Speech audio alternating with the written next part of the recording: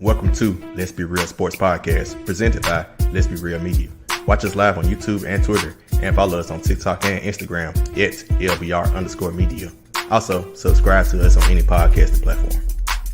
What's going on? BLJ here, the best hype man in the NBA. Man, I'm here with Let's Be Real. Tune in. Hello.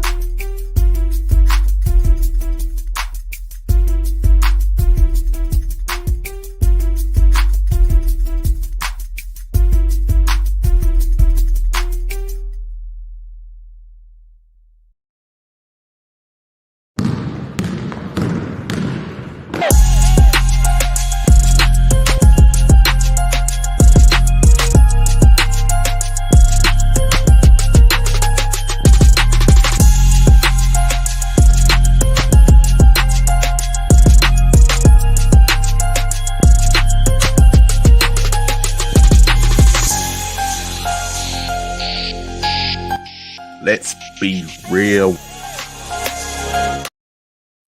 All right, we back. Let's Be Real Sports Podcast, and look who jumped in at the West Side, West Coast, West Coast in the building. The fact that he called and he's like, "Yeah, just watch him jump in out of nowhere," and then here you are, abracadabra. That's how I do it, man. How y'all doing, bro? I'm blessed. Good. You look hot. You all right? You just ran inside. Look, it's hot as hell outside. You're Phoenix.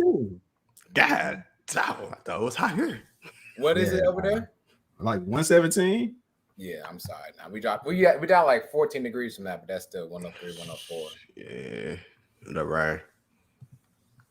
Yeah, Mike. Mike. This man. What's up, dog?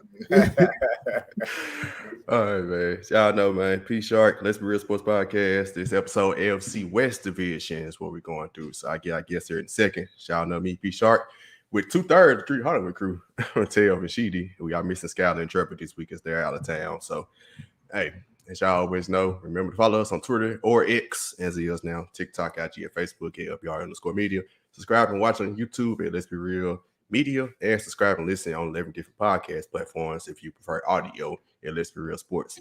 Also, support the other podcasts on their work, as I just mentioned, with the guys here on Through the Hardaway, along with Savage, and the Jeans Report with our guy, Darren Jeans. Without further ado, let's get to our sponsorship and bring our guests here. Sports betting has rapidly risen in popularity, and I want to connect you all with the opportunity to get started or get ahead. Having multiple sportsbook accounts is the simplest way to maximize your profits, and there has never been a better time to sign up. When you visit our page, signupexpert.com/LBR, you'll be connected to all the sportsbooks in your region, along with the review of each platform and its unique benefits. All these sportsbooks have valuable sign-up offers for new users, and when you register through our link, you will automatically receive the top offer at each one. When you use multiple sportsbooks, you ensure that you can always access the best available odds, which is key to successful sports betting. If you want to take advantage of these benefits and support our brand, please consider signing up for your next sportsbook at signupexpert.com/LBR. All right, got our guests in here. First up, I'm going to introduce the guy at the bottom right-hand corner, my guy, DJ, host of the DJ's Sports Show. How you doing, my guy? I'm doing good, man. Pleasure to be on, man. Good. Glad to have you. Also, the guy down the middle, at the bottom row in the middle, our guy has been here before. He's been on the show before. Darren, Fat Boy Fade Away Sports. How you What's doing, up, man? Gentlemen? Looking forward to the honor here. We got the captain, P Shark, my fellow Warriors fan, somewhat. We got in the middle there. We got to, and then Sheedy. It's an honor to be on with you guys. Thanks for having me on today. I'm looking forward to it. Always. Yeah, the guy right below me, my brother, former high school teammate, been on us. He been on our show when we had Starting Five podcast, hosted the No Bluffing podcast, Bluff City Media for the Memphis Grizzlies. Chris Ingram, how you doing, bro? What up, fellas? Man, another Sunday talking sports with, I be in the comments watching y'all and stuff on all the respective shows. And so, I feel like even those that, I know you, Shark, I know Skylar just from, being a classmate, Savage, we were classmates forever, but man, just watching y'all comment, man, I feel like I know y'all. So ready to get started, man. If you know me, you should not have won that Broncos. Damn well not to win no Broncos. I'm feeling my feelings. Hardly home. Harley home, always rep it. I ain't from there, but I feel like it. So, my bad, bro. Oh, man. Before we get started, let's get a couple more comments. Mike said something out there saying it's hot in Arizona. But he took. Right, said say he's the mayor of Arizona or governor of Arizona. And Toot jumped in the comments to see. Just imagine saying his girlfriend name brought up. You probably don't.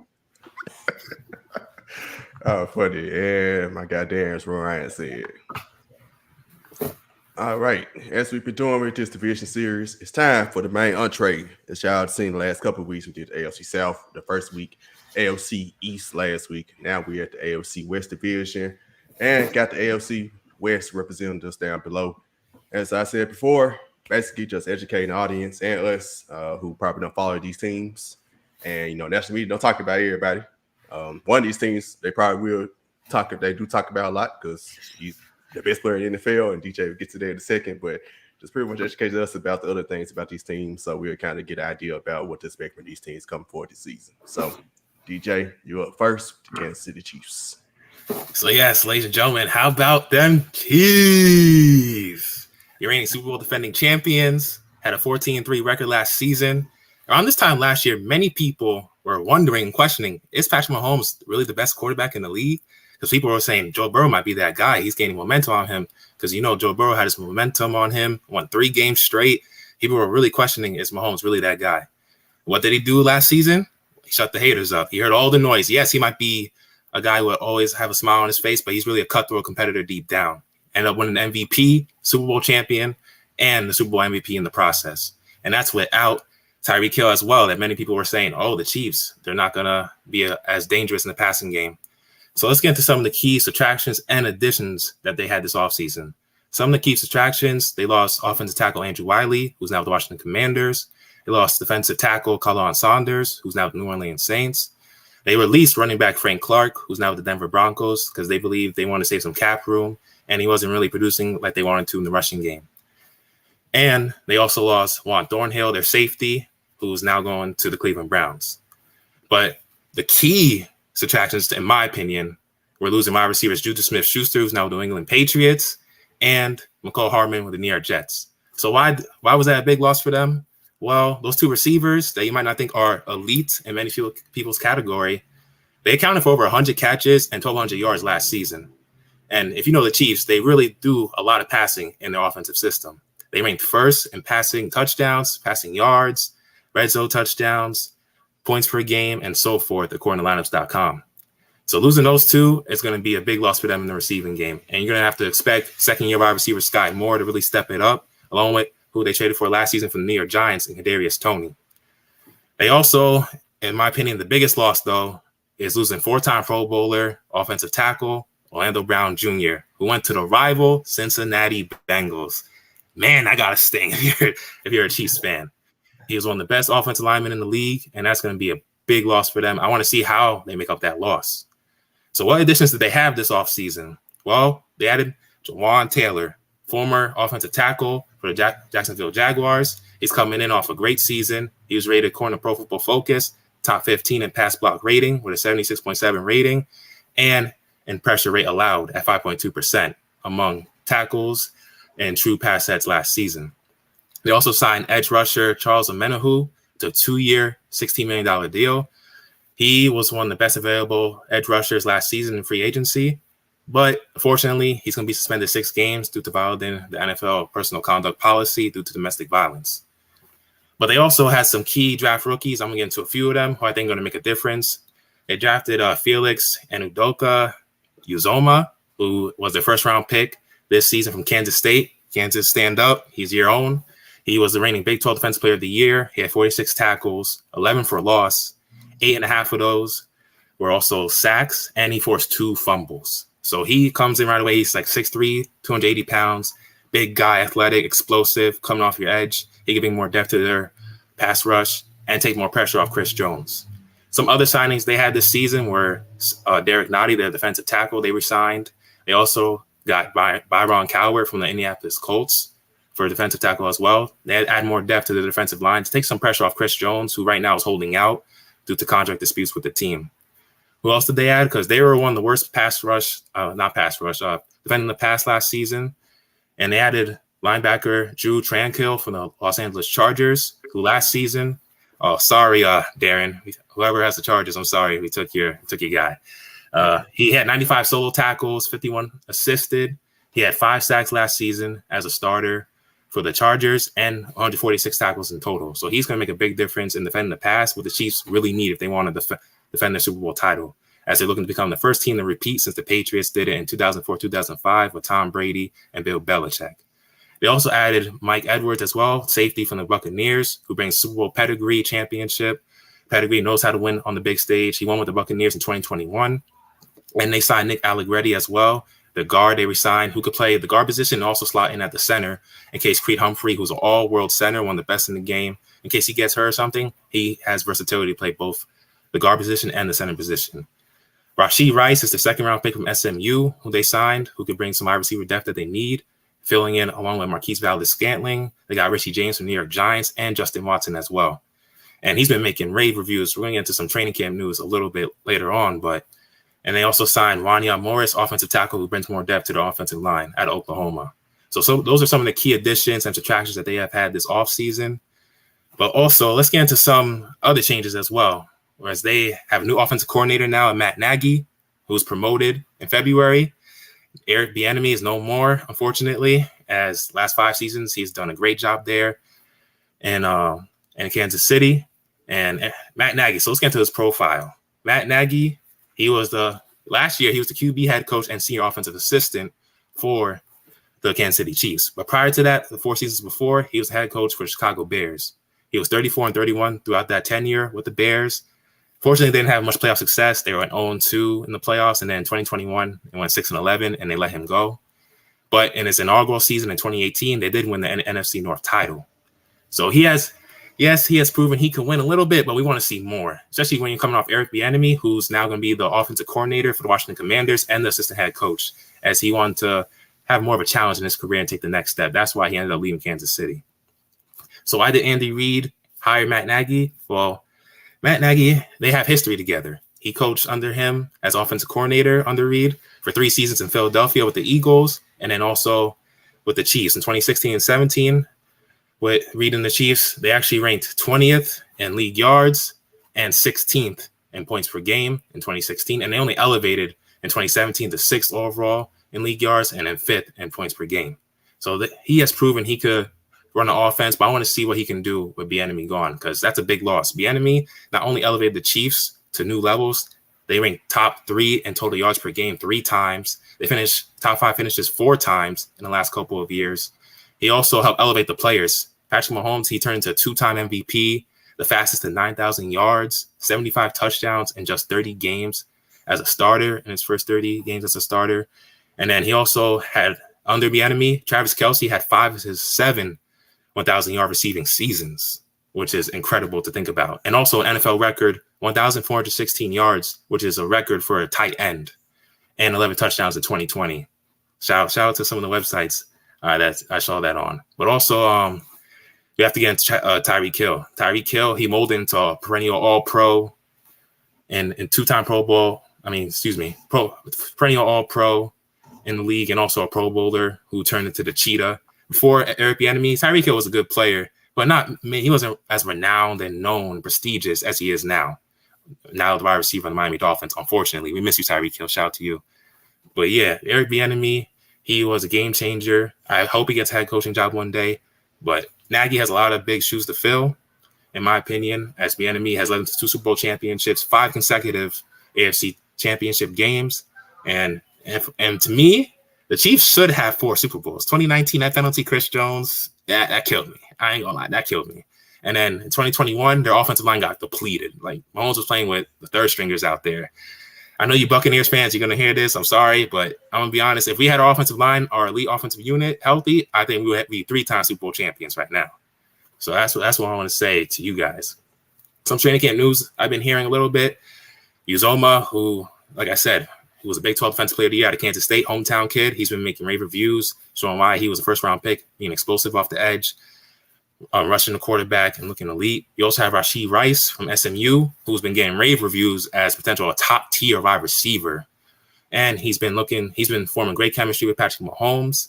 and that's going to do wonders for them. Considering Kadarius Toney, he's out with a torn meniscus that he suffered in pre-practice session the first day of training camp, which is going to hurt them because they're kind of depleted at the wide receiver position. They don't have the same weapons that they used to have in years past, so they're going to need those guys to step up, such as second-year wide receiver Sky Moore. They're going to need Rashee Rice to continue to do what he's doing. If he could continue to do what he's doing in training camp, show that in the preseason, and then take that to the games, that's going to do wonders for their offense. And then Chris Jones, he's holding out right now. They're trying to come up with a contract for him. He wants to be the highest paid, if not the highest paid, then the second highest paid defensive pass rusher in the league. He's looking for a deal around $30 million per year, similar to around Aaron Donald of the Los Angeles Chargers, who's making $31 million a year. And he's deservedly so. He deserves it. He's had 232 pressures over the last 7 seasons, which is second to Aaron Donald with 274 in that same time frame. He's had 65 sacks in that 7-year span. And last season, he had 15.5 sacks and a dominant showing in the AFC Championship game. So he's deserving of the money. It's just a matter of if they're willing to give him that, because they also have a lot of young guys coming up in the future, really talented. They're going to have to extend. So, yeah, those are a little rundown of some of the Chiefs offseason. Also, I can't forget Justin Ross, undrafted wide receiver. He went through a lot of adversity, neck and back injuries as well. It's a guy who had to get out the mud. I'm talking about dealing with injuries and being undrafted. So that's a double whammy right there. And he's been making great reviews in training camp as well. Andy Reid has had nothing but good things to say about him and his work ethic. And that'll be a great Cinderella story for not only the Chiefs, but for the league to see a guy who had to overcome adversity with injuries and being undrafted to now be a potential impact player for the Chiefs. And I think with Toney being out with injuries, that's going to open up a slot for him. So that's a little rundown of some of the Chiefs offseason. Cool, man. Very thorough, man. Sound like just like a real NFL reporter. Oh man, thank you, man. That was good. That's why you take notes and review them, man. Hey, that was very good. But hey, open for questions. All right, Tony Reality. All right, everybody got questions. Let me see. I'll start us off, man. One thing that I'm definitely looking at would be the receivers that Mahomes will be throwing to. We know Kelsey is A1 for day one, but I'm really concerned that we don't really see who would be WR1 as far as the Chiefs go. And I'm looking at something from, hold on one second, arrowheadpride.com. And it said that, had it up, there we go. On passes traveling 10 to 19 yards downfield, Mahomes only completed 47% of those attempts, meaning half of those he dropped, half of those, whatever, less than half of those. So that's kind of concerning for somebody that you're expecting to be wide receiver one. To that you say. Yeah. Well, outside of Kelsey, you do have a point in terms of being concerned of the wide receiver department. In my honest opinion, I think Toney, once he gets back healthy, I think he has the talent and the ability to be a number one wide receiver. But it's all a matter of staying healthy because he has not really proven he can stay on the field for a prolonged period of time. Sky Moore, he kind of had a disappointing rookie season last year. Many expected more from the second-round draft pick in 2022. But I expect now he has more confidence being in the system for a year now. He knows the in and outs of the schemes, Andy Reid, how they like to slot him, where they want to put him. I think those two guys are the main options I expect to take the next step and be potential wide receiver options number one. And then if Rashee Rice, man, if he continues to do what he's doing in training camp and could bring that to the field, I think we're looking at a rookie who could make a lot of noise this season. Yeah, and to be fair, I don't know who was. I guess Juju was wide receiver one last year. I didn't really have a wide receiver one last year. Ever since Hill left, I don't even know who to call wide receiver one for the Chiefs. Travis Kelsey's been wide receiver one. Yeah, exactly. So he's a tight end, man. Wide receiver one. All right. he does it all, man. He blocks everything. He's one of the best, man. Yeah, I know. Some people arguably have him as the best ever, but that's a topic for another day. Yeah, that's wait till he retired. That could be a discussion. It's a lot of that's a lot of people have Gronk up there, and even Shannon Sharp, Unc Sharp, he even said Gronk is the greatest tight end ever. That's a lot coming from 3-time Super Bowl champion. So yeah, gotta give kudos. I guess my question would be more centered around Chris Jones. I guess what are they close to a deal, or are they just super far away? Like what's going on? Well, Chris Jones has stated that he wants to be a Chief for life. So, and that was just a few months ago. So I'm not expecting him to really want to leave the Chiefs, especially with their winning culture. So if I'm Chris Jones, yes, I do want my money, but then again, you got to look at it. He's 29. A lot of guys in the NFL, once they reach that 30 mark, usually when you're outside of the quarterback position, they usually tend to fall off a little bit, like that precipitous drop. But I don't expect him to. He is a great worker. He's a great teammate. And I expect the Chiefs to really give him the deal. Maybe not. He might not get the money exactly what he wants, but maybe in the $25 to $28 million range. He deserves it because he has been proven on the big stage, and he's a big, intricate part of why they won the 2 Super Bowl championships. They don't win those championships without him. Yep. I mean, he won the best in the game, so definitely. Another person y'all won of those championships without is Eric Bieniemy. So I gotta just say, hypothetically, if that number 1 quarterback in the league ain't looking like the number 1 quarterback in the league, would you, just you personally, DJ, would you put that more so on Mahomes, on Andy Reid, or the fact that Bieniemy left? That's a good question. I'll probably put that on Matt Nagy.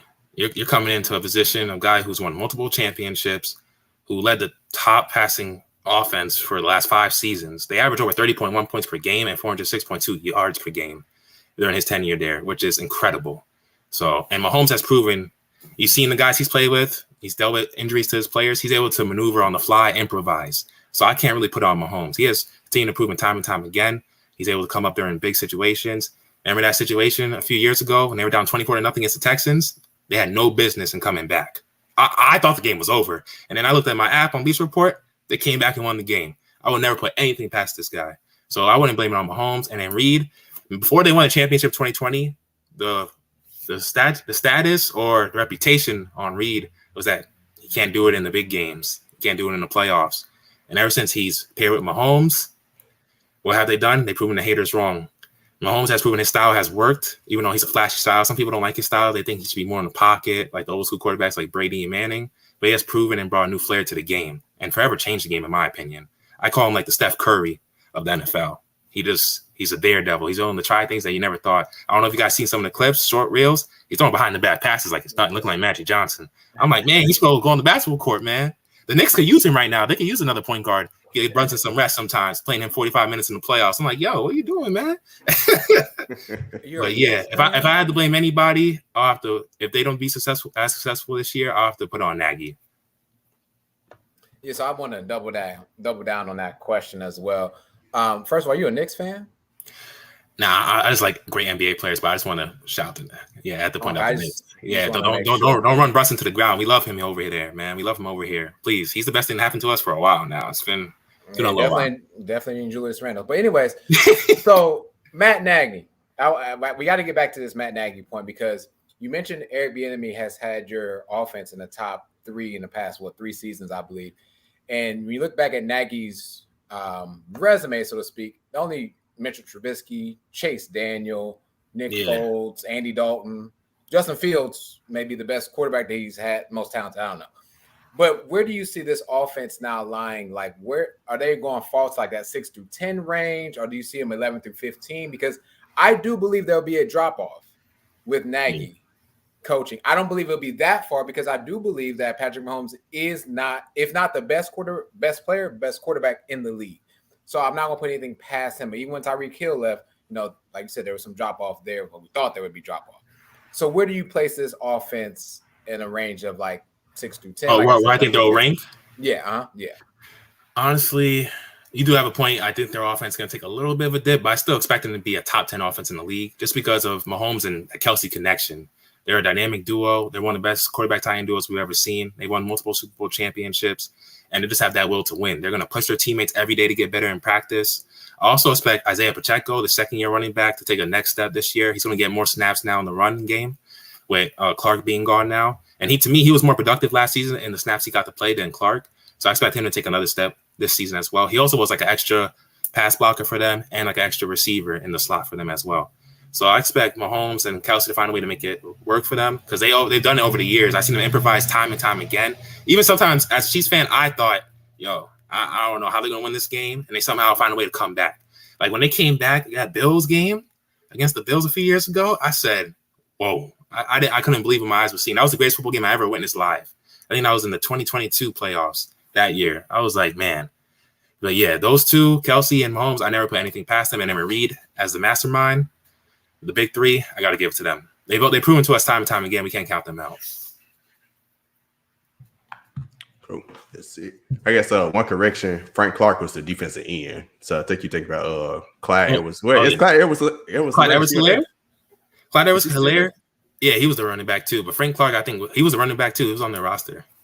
Now Frank Clark was the pass rusher. Pass rusher. Okay.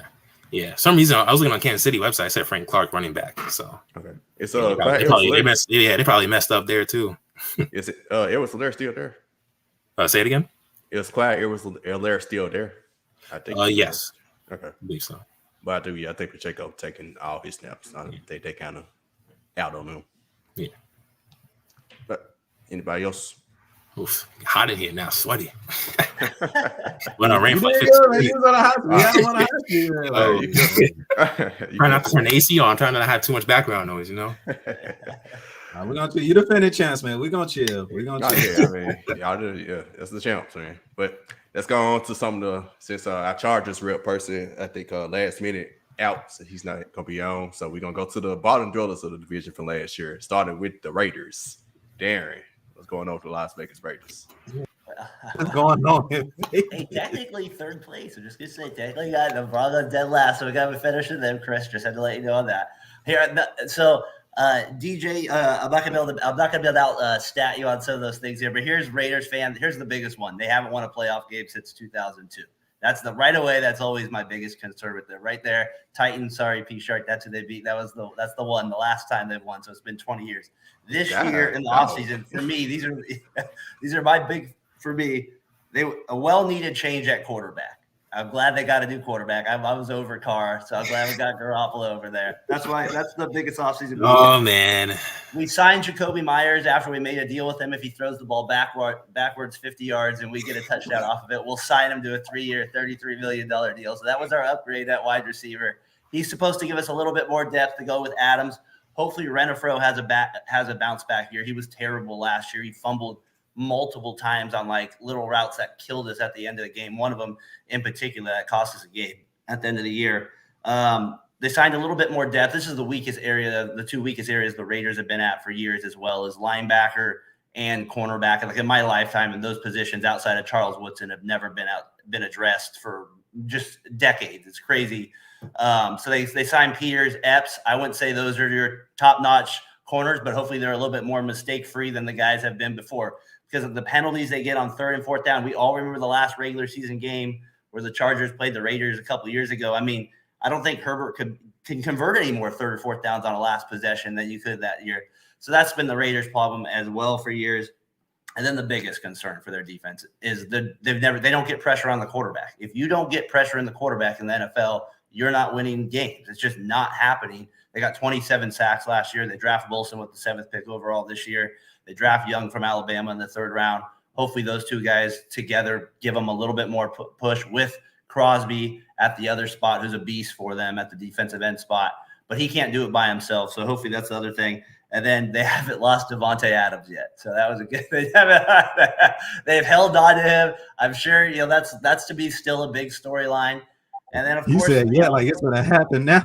Well, you don't know, man. I know with the Raiders, you never know half a year down the line. Like he lost his guy Carr. So that to me is the biggest concern. We'll see if him and Garoppolo don't build a connection. You never know where that stuff goes. So hopefully that's my one thing I'm really pointing towards them at the beginning is they got to get a connection. And then, of course, there's Josh Jacobs, the leading rusher from last year, sign a contract. I think he does at the end of the day. I think he does because usually running backs don't have a better career if they sit out a year, but I don't know. I think he ends up coming back. So those are, to me, the big things that they ended up doing this offseason. We'll see what happens for them going forward. Right. Question. Well, I can start the questions on this one. Yeah. Jimmy G, normally he's known to win games. He's like one of those regular season quarterbacks like Titans. We got Ryan Tannehill, who kind of they get disrespected in the grand scheme of things because in the playoffs they don't show up. But people kind of act like they can't win at all. Like they just are. They don't win the regular season, but they win the regular season. So Jimmy G, with that switch from Derek Carr to him, do you expect y'all just for him, whatever he does, he finds a way to win games the regular season. Do you expect y'all to improve just from making that switch because he's just known to win games? That's the weirdest thing, right? You're going from like average to average a little bit. You're just trying to hope your average is a little bit better this time around, basically, with him. The one thing I'll say this is like, with Garoppolo, Carr, the thing that frustrated me the most with him is that he made mistakes a lot towards the 4th quarter. And I know a lot of people think of that Garoppolo run in the playoffs he had where he was like playing with a shoulder injury, where they beat the Packers in snow. Like that's kind of the memory. But like other than those, like he usually is pretty solid with his decisions, like his checkdowns and that point from there. But my problem with Carr was always like the fumbles and interceptions. I'm hoping Garoppolo can cut down on some of those decisions, be a little bit more third down efficient. The Raiders were not good in third down situations most of his tenure there. They would get big plays with them, but they had a hard time sustaining drives, which then would eat more time up. And if you have one of the worst defenses in the history of the league for the last 20 years, you want to keep them off the field. So like to me, that's a big thing with like Garoppolo. I'm not going to sit here and like say massive upgrade. I'm just kind of saying I think Carr had run his course with the Raiders, and I think it's time to get fresh blood in there at the quarterback position. I got a question. That's it. Devontae Adams, he literally went to Vegas because he wanted to hook up with his buddy Derek Carr. Derek Carr is no longer there. So do you think he's going to be there past the trade deadline? That's why it was number 5. Be honest, number 5 on the concern list. Number 5 on the concern list there. Let's be real. I'm gonna say he does make it all the way through the year, more based on the fact that the NFL I don't see as many trades. That's the more at this point of the year. That's what I'm more basing it on. I think something would have to go crazy wrong. Garoppolo does have injury history. If we're starting to get to Hoyer, Aiden O'Donnell, 4th week of the season, we might be in that type of territory, where he's asking for a request. But I would say there's a 90% chance he plays out the whole year with the Raiders. Better chance next offseason something like that happens. I agree with that because you guys remember his contract. That's a tough one too. Those contracts don't get traded in the middle of the season in the NFL. Unless you're giving us something back with the same contract, that doesn't happen. The reason I ask is because the production of wide receivers, like we're literally in a league where running backs ain't getting paid because wide receivers are getting thrown to more. And if I know that Jimmy G go get hurt sometime eventually, and I'm looking at it, do I want to sit here and play with a rookie quarterback? Because ultimately, that's what I think is going to happen to the Raiders. I've been with the Raiders. I like the Raiders, but y'all been sucking. So my thing is, if you're going to suck, go ahead and suck all the way and get one of the top picks. Yeah. But if you're Devontae Adams and you're top 3, top 4 wide receiver in the league, do you want to stay with this organization? I think he tried to get traded in the offseason. I think he asked about it. I think that's where he did. I bet his agent threw that around to teams. I would not. Yeah, it's got to be something, right? I mean, there's no way. He had to be thinking the same thing, or he's pissed because they told him Carr is going to be there. And obviously, if you're told something at work and then that changes, you're kind of at least a little riled up for a little bit. You know what I mean? And sometimes you vent a little bit. I wouldn't be surprised if that happened. And then they said what Shark said there is dude, your contract's it's not happening, and you're one of the top 20 players in the NFL. It's not going to happen. So I think that's why I think he's with them the rest of the year. I saw Ryan had a question about McDaniels. That's also my concern. I think he's one of the worst coaches in the league. We have him. That's what I think. I had a question. Yeah. You go. So, say the Raiders don't have a great season, or Garoppolo gets hurt early in the season. Do you think they should tank for Caleb Williams, who's getting a lot of praise as the next Patrick Mahomes, Heisman Trophy winner? That's what I'm saying. Yeah, they're gonna suck all the way, like you said. When was the last time the Raiders make the playoffs, man?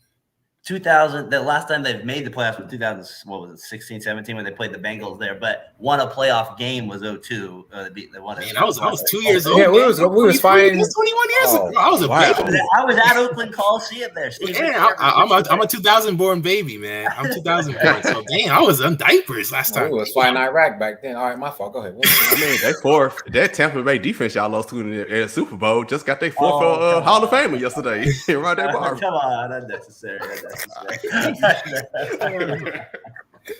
Unnecessary. Hey man, yeah. If Garoppolo gets hurt early on, man, all I say is tank for Williams, they man. Do. They don't. They've never Carr. People consider their best quarterback, and for the last 10 years, yes, tank, get a stud quarterback, please. Talking about generational talent here, so yeah. At least my guy on the Panthers up here now, he's got the number 1 pick. You got some hope a little bit, so that's what you want for sure. I'm with you on that. Tank. I can't wait to talk about my boys. I can't wait. Sure you can. I can't wait. But look, what's up? What you think y'all gonna have a good season? Y'all good? You confident? So best case scenario. 11. Like that's everything breaks right. Everything in the world. Right. I think to me, there's how can I look at you and say they're no more than an 8-win team? I have them at 8. Go Raiders. They got them at 8. The 8 and 8ers. That's what they're called out here. Like, but they can only go 8 and 9 now. So it's 8 and 9 now. So 8 and 8ers. That's what they're called out here. That's what they always do. And I'm a fan of the team. That's the frustration they've built and over the years with this team. So how can I sit here too and say, yeah, they're going to win 11 games? I just can't. And we just talked up Mahomes. It's hard to sell that. So that's the hardest point of it. I'm just hoping they develop on defense.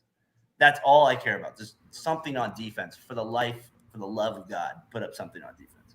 The 8 and 8ers is worse than the Wizards. The Washington Wizards. Oh my God, that's crazy. Hold on, Oh my God, man. So to that whatever you just called them, this Raiders team hasn't won a playoff game. We talk about how the Cowboys haven't won a playoff game or whatever for a while, but the Raiders haven't won a playoff game since it was that Jerry Rice and Tim Brown were receivers back then. So my question to you is, like, what is that pass rush should be more elite than what it is, right? I heard you talk about linebackers. What's going on in those defensive tackles that you think may be hurting the pass rush, or do you need a new scheme or coordinator possibly because you're playing in a division that you're going to need to rush the passer, whether it's Russell, Pat, or Herbert. So what are you guys doing defensively, or now what do you hope happens so you can get those 8 wins? Yeah, they got Nichols and they got Terry Lee at the defensive tackles. They came on a little bit last year, but they were kind of pickups. They weren't like your star players. They kind of got them and they played a little bit better when they came on to the Raiders. Again, I think Wilson off the edge, like we already talked about Crosby, but also Young, who they drafted in the 3rd round out of Alabama. I think they're hoping for a little bit more of him from what I've been reading during the offseason. He's supposed to be giving me a little bit of a push. Hopefully they get a bounce back year from Chris Jones. I mean, he only had 4.5 sacks last year. The year before, he had been very good. So, I mean, like, you sign this guy to give you 8, 9 sacks and he gives you 4.5.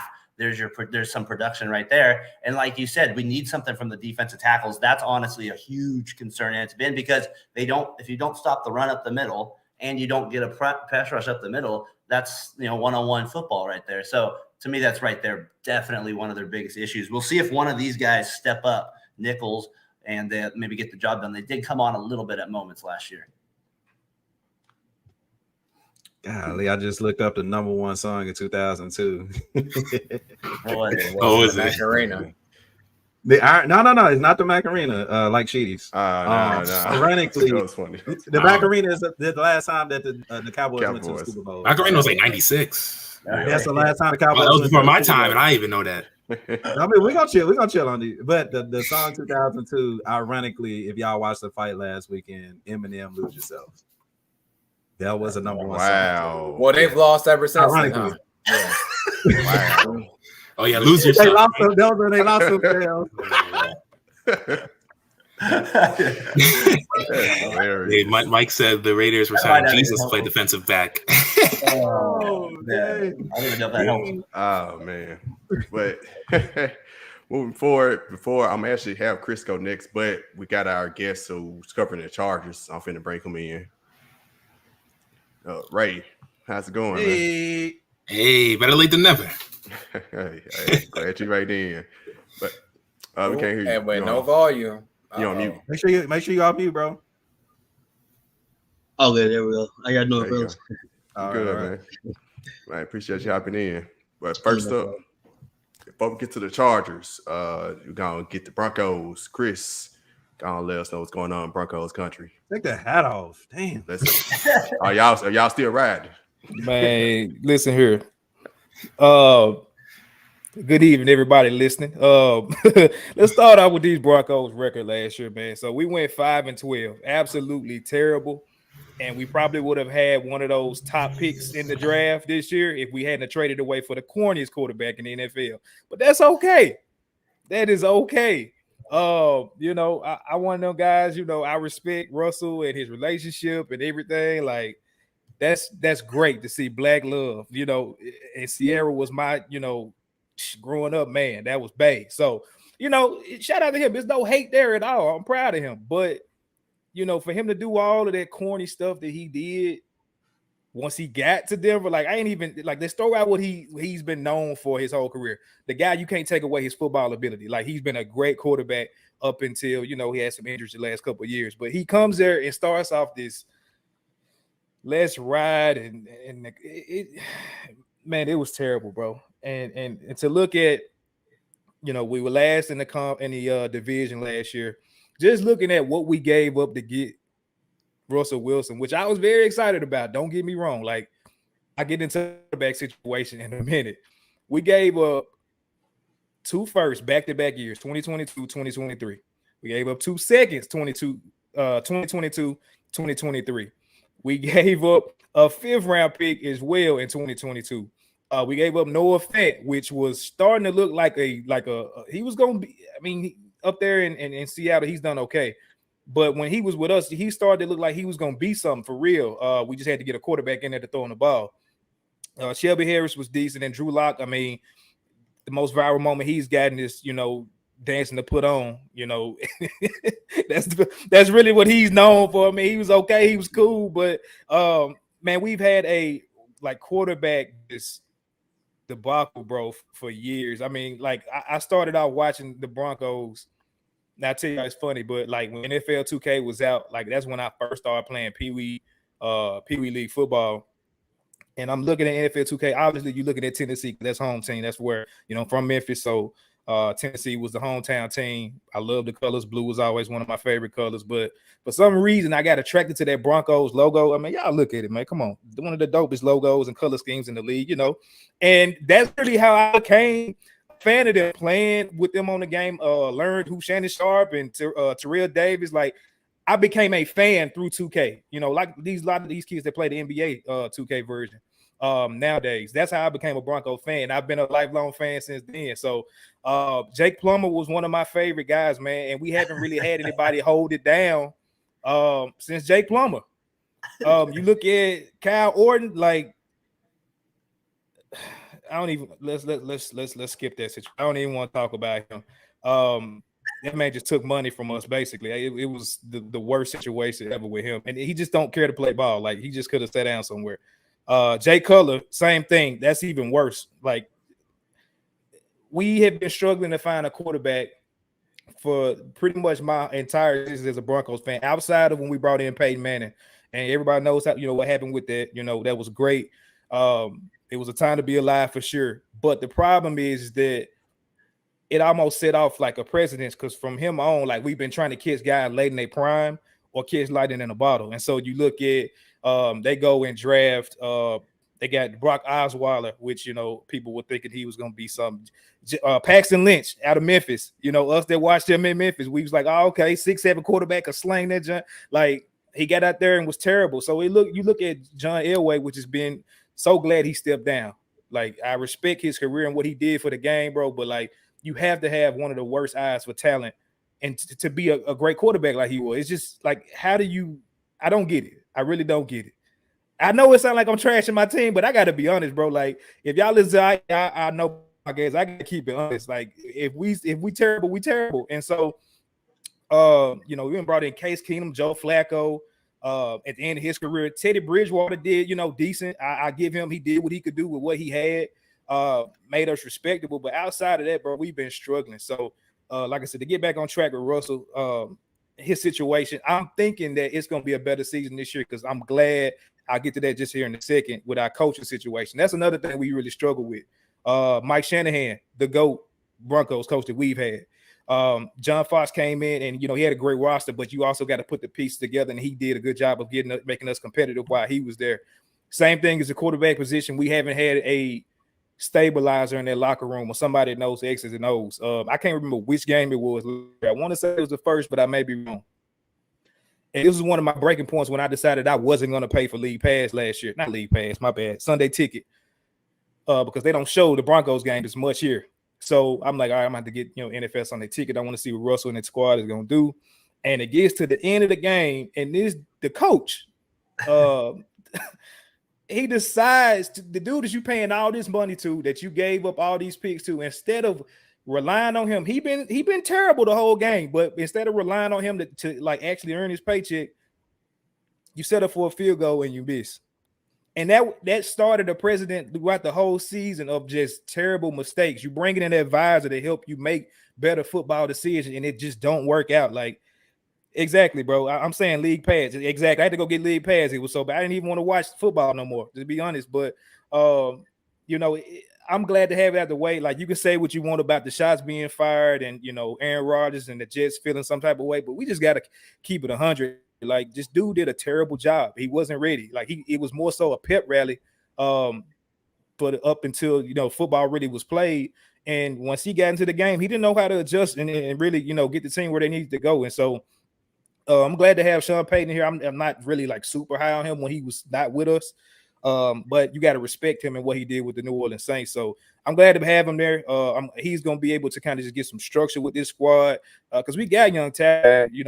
That's the thing about it. Like, they have talent. They just got to put it all together. And I'm going to start. I'm not going to be as thorough as DJ, but I am going to kind of just go through our like biggest holes, which have been not even a hole, but just some issues. So like our receiver situation. Cortland Sutton, he's been there for a while. Big receiver. He's he can make a big play, not super fast, but he just got that big body there where he can make some out of nothing. He can make some things happen. He needed somebody to throw him the ball, and so again, Russell coming in. Hopefully, it's a better season this year in shape, better structure and all that, better offense. You got my favorite out of the group, Jerry Jeudy. Best footwork I feel like in the league. I mean, you can argue that with a few guys, but footwork wise, dude is amazing. Very talented. Again, you got to get somebody that can give him the ball. It was a lot of times where Russell Wilson, even last year, was throwing lame ducks to the man. He was wide open, and he's having to. That's the worst thing. Like, I played receiver in high school, and that's one of the worst things, which we didn't have to worry about, Sharky, because Jeff had an arm. One thing about it, you can say whatever, but he had an arm. He could throw that junk to the school from the field. But it's one of the worst things, bro, as a receiver when you have beat your man. Like, you have ran the perfect route, got separation and all of that, and then you got a ball that, especially on a deep route, that's behind you, and you having to stop, slow down. Like, that's not a good feeling. And so, like I said, you got to get somebody that's gonna have to give him the ball. And again, Russell, hoping they worked on that, got whatever injuries he may have been battling out the way. KJ Hamler, heart goes out to him because he's having some heart issues. They actually cut him. He shorter receiver, but one of those guys you can throw in the slot that could. He got potential. He battled with some injury stuff as well his first couple of years, but he was showing the flashes that he can be. Maybe not quite a Tyreek Hill type guy, but like he had certain, with his speed, he could make plays happen. He may come back, if they can figure out what's going to happen with his heart. But they waived him. Tim Patrick, back-to-back years of season-ending injuries. Like, we don't know. I don't know. It's a tough break to see for him. And so, I will say one of the standout things from the camp has been Montreal, Washington, which he had a great camp last season as well. And just when that, I don't even want to call him by his name because he didn't really help us. But when he brought in the advisor, he really set him on the bench and didn't play him much the rest of the season. So it is what it is. I think he's gonna get a chance with Patrick being sitting out and Hamler being waived. I think he's gonna get a chance to actually be a part of that main three at receiver. Our running backs. Melvin Gordon, bro, I don't know if he played with butter on his hands the whole year, but he fumbled the hell out of the ball the whole season and then was mad when he didn't get a call back. Like, what do you think is going to happen? So glad to see Javonte Williams is about to be healthy. And number one, biggest plus for us right now has been our defense. Top 10 defense, you got PS2, Patrick Surtain the second. Been balling since his rookie year, so glad to have him. Especially me growing up watching Champ Bailey and all those guys in secondary, John Lynch and them. Him and Justin Simmons, they can really hold it down when they're on the field. Simmons had some injuries last year, but him, Alex Singleton, you got him at linebacker. He had a really decent year as well. And then you bring in Frank Clark. Like, hey, if Kansas City, if y'all don't want him, great. We one of our glaring needs was pass rushing last year. We will take him. So I'm glad they brought him in. And then one of the other biggest, highlights from camp has been Nick Benito. So he's been, backing him up, and they make problem out there a bit as well to mess it up. If you got some, great pass rushing along with the secondary that we got, I think we're going to be pretty good and still be a top 10 defense. It's just, our biggest thing is going to be the offense, man. Can we put points on the board? So that's really all I got for the Broncos, man. I'm hoping that, we turn that, we went 5-12. I'm looking for a 12-5 season.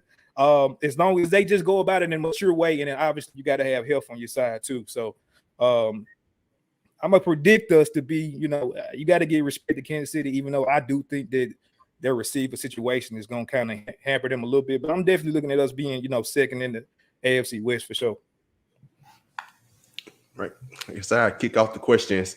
I really expect our offense to be good. I mean, Sean Payton, what he did with the Saints. Sean Payton is known to be like a real offensive guy. So I expect your offense to get better. I heard you say you think Frank Clark helps y'all at the end. I guess my question would be how much, because Frank Clark did have a pretty disappointing team with the Chiefs based on what he got paid coming from Seattle. Yeah. So how much better do you expect him to really help y'all pass rushing situation without Von Miller and Bradley Chubb? Because it's kind of like he was saying a minute ago, like you kind of going, you're upgrading from average. Anything is an upgrade.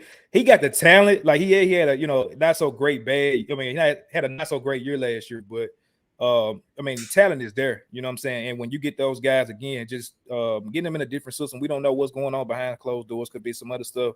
From what we were going once we lost Chubb, and again, you talking about Von Miller. We just put in DeMarcus Ware into the Hall of Fame this weekend. Like, trying to replace and get those guys is gonna be a dime a dozen. But if you can just get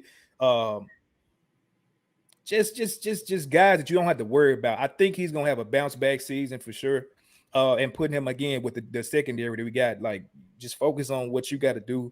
The guys behind you gonna cover their tails off. I think again, just upgrading on what we had from what we lost, I think it's gonna be a plus for us for sure. First of all, I just want to make a quick correction before anybody else goes. We put DeMarcus Ware in the Hall of Fame. It wasn't just the Broncos, so you know where I'm coming from real quick. My bad. On that one. It's okay. It's okay. Sometimes we overspeak ourselves. Now, did he get a ring with y'all though? He didn't, but we didn't have Peyton Manning either. That was a good one though. That was a good one. His Hall of Fame career was because of the Cowboys though, right? Y'all wondered because of what he did there, right? So speaking of the Broncos, right? So, oh my God. 10 games lost by less than one possession. To that you say, what do you say can make y'all better than the Chargers to take that second place? Because we almost to the Chargers, but we haven't said the Chiefs are number one yet. But if the Chiefs are what we aspire to be, how can you be second with 10 of your games, 2 of those going in overtime, right? And a few of those by one loss. What can you guys do better? Russell got to be better, bro. I really can't. You had some people that will come out and like try to defend him last year, but like we got to a point to where like he was just making stuff so difficult for himself. And when you point out that stat, like that's so crazy that if Russell was just average Russell last year, it probably changes our season totally. Now, granted, I don't think we was winning no chip at all, but it definitely doesn't end you with a 5-12 record. It was probably the worst Monday. Was it Monday night or Sunday night? I can't even remember who we played, but it had to have been the worst game in NFL history because Thursday night. It was Thursday night. The 49ers. Bro, yes. Yeah, I think that's what it was because my uncle's a 49ers fan. Yes. And we was calling each other like, man, why are we even watching this game? Because neither one of these folks can score. Like, it's just you paying yourself to sit here and watch this. And it was like, if Russell, again, if he was just average Russell, I'm not even saying at an elite level, that game is different. He's missing passes. It's like he wasn't familiar with the playbook. I don't know, bro. I really couldn't put my finger on what the issue was last year without just putting it all or mostly on him and whatever the issue he had going on with the coaching staff and front office or whatever. But I'm thinking, like you said, bringing in Sean Payton, man. Feel how you want to feel about him. I think he's gonna get these guys from a mentality standpoint. We talk about with the Grizzlies all the time, like they got the talent that they need to have just a certain structure with our star players and stuff like that. Like bringing that in to get these guys on the right track, I think that's gonna do wonders for us. And that's where I see it at. It's not gonna be 10-1 possession games this year. I don't think. I would doubt it.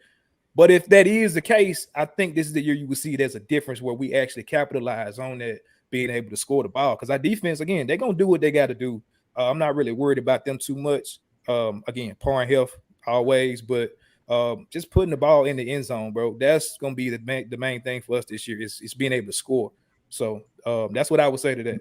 And y'all had 2 games. Mike just put it, and I thought about it right there. Said it. The Broncos Colts game. Y'all had Delaware and the 49ers. The 49ers was Sunday night football. The Broncos Colts was Thursday night. They stopped putting us on. They was like, we don't even want to watch this mess no more. And I didn't either. I was like, bro, like, can we just skip? But then I forgot that we didn't have our draft pick. So it's like, if we lose and tank, it don't even matter. Like, we're not rewarded for losing at this point. So Ryan Harris said banned them off national TV. All the games were trash. They were last year. Okay, I think DJ, you had the question too. So DJ, you go first. I had a question. So how do you see Russell Wilson redeeming himself this season? Because he's been, below average since he's been with the Denver Broncos. And how do you think Patrick Surtain, who's been really good for y'all defensively, how do you think he could take the next step? Starting with Russell, like, he's in definitely a better shape. You can look at him physically and say, like, okay, like, as you're getting older, you definitely need to get in better shape. All that muscle and stuff, like, okay, it is what it is. But like, if you still hurt, like, bro, you need to make sure that you can just last throughout the game, throughout the season. You're not getting, you're not getting drained. So him having, again, I can't speak on it enough, bro, because like I said, it's just bringing them both in around the same time is like just so great for us as Bronco fans, because again, we've been lacking with quarterbacks for the last umpteen years, and then coaching staff too.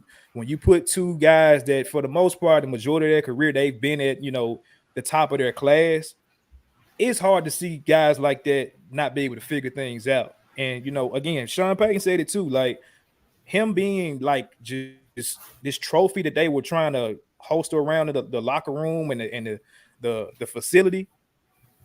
Like, you ain't proved nothing here for us to do that. Like, so that tells you, like, we've been without a quarterback for so long. Like, what they say, your mom always tell you, like, act like you've been somewhere before. They was not acting like they've been somewhere before last year, bro. Like, it was just pitiful. And I think that, I don't know if Russell just wasn't focused on football or what, bro, but it's definitely been throughout camp. From what I can see, it's been a focus to say, all right, we're going to be real serious about our business this year. And so I'd be surprised if we have another bad year outside of, again, I'm always say health, but if they can put all that together, I think he's going to have a bounce back year. And they've said it in camp, like his ball pause. His throws are looking better. His throws are looking much better this year than they did last year. He's completing, the deep throws and stuff like that. So I'm excited from that standpoint. PS2, bro, it's not really much. He can always take another step, right? But he's already top 5 corner in the game, and he's only in year 3-4. So again, for him, it's just staying healthy, staying out there, him continue to be out there with Simmons, and just they had that connection. And if you can get pressure on the quarterback, which we've kind of lacked in the last few years, losing these guys, that's going to make their job even easier, So I'm just looking at him to stay where he is. If he takes another leap, then damn, he's going to be on the face of Madden or something. Like, dude is just amazing. So. Yeah, Mike's like me. It's hard for Russell Wilson to stay focused when your wife Sierra. That's how I was smirking. That is what I need y'all to understand, Chris. Like, literally, like, and I say this respectfully, like, if my wife made this, I don't give a damn about football. That is what I need you to understand.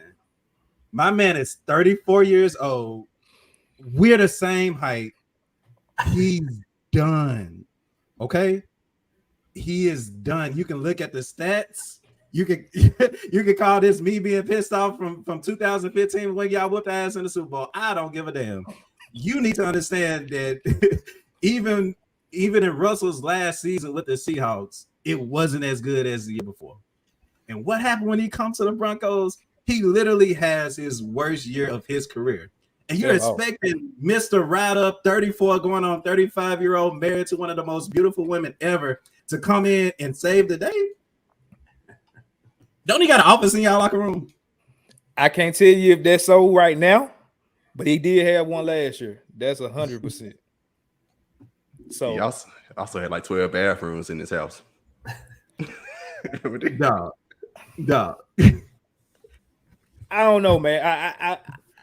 I get it. I get it. Like he definitely was on the he wasn't on the apex of his career when he got there. But again, just being average Russell is all we asking you to do. Being somebody that can come in and manage the game, bro. We're not asking you to continually roll out and make spectacular plays. We don't really need you to do that. It's you rolling out, right? yeah, you're right. He is, man. So I don't know. If it was me, I can't really make that excuse. Him being married to Sierra, I would think that would motivate you to go out there and just do a little better. That's just me personally, because I know what I get done, what's coming to me when I get done. But I ain't gonna lie. If I feel like I made it in life, I'm taking a step back. I ain't gonna lie. Yeah, y'all got it, but I do got a serious question though. He did get the Super Bowl, got his money. Exactly, got the Super Bowl, got the money. Should have had 2 of them, but that's near enough. Got his wife, got beautiful kids. Like he chilling. But I do have a serious question though, and thank y'all so much for literally giving us a Vero because y'all ain't want to pay him. Y'all were number 2 in defense last year. How much of a step back? Because y'all gonna take a step back. How much of a step back do you expect y'all to have? I don't think it's just gonna be huge. I really don't. I mean, you still bring in most of your core guys back. I believe we still got our same defensive coordinator and stuff like that. So I don't see it being, a big drop off. Nah, we got y'all defensive coordinator. I'm tripping. You're right. That's what I did. That's what I was saying. Thanks. Oh my God. Yes, you're right. Dang, y'all was so bad you can't even remember your defensive coordinator. He ain't there no more. My bad. You're right. Vegas Raiders number 3. It is what it is. The players are still there. The players are still there. I don't. You got me on that one. You're right. Number 4 Denver Broncos, top 4 pick in NFL draft coming soon. No. I can't rock with that one. Like I said, if you still got your same core guys, all I'm looking for, again, I'm gonna keep harping back on it, is for that offense to just take a step. If the offense takes a step, bro, like this is a different conversation. So I still look at us number 2, even without him. Like, yeah, he was great for what he did. Damn, I did not realize he was gone. My bad. He done messed me up on the show. We'll see, man. I still got a number 2. I'm sorry. That's just me. I'm sticking to it, man. I ride with my guys. So does Russell, clearly. Yeah. Russell gonna ride with you, right? Right into the first pick in the NFL draft. They got the first round pick. Oh, we got it this year. Okay. No, we might. Yeah. Trade their life for Russ. All right. Russ, though, I don't know if you heard that, like about I think it was his therapist or something, maybe passed away, and they said that had a lot to do with like his mentalness and like not able to like learning to play calls. Did you hear anything about that? I remember vividly like something with the play. It was something going on off the field. I didn't get really too deep into it because I'm gonna be honest. Like once I just saw what I saw last year from, like I said, the way that the game was being managed and his performance, it turned me off a lot, bro. I'm a Titans fan, number 2. Like that's my second team. Again, that's home team, so I'm gonna always look at them. As long as they're not playing the Broncos, I'm gonna root for them to do well. If they playing us, then that's a different story, which we rarely do. But I did hear, it was something in regards to something that was affecting them off the field and with the playbook.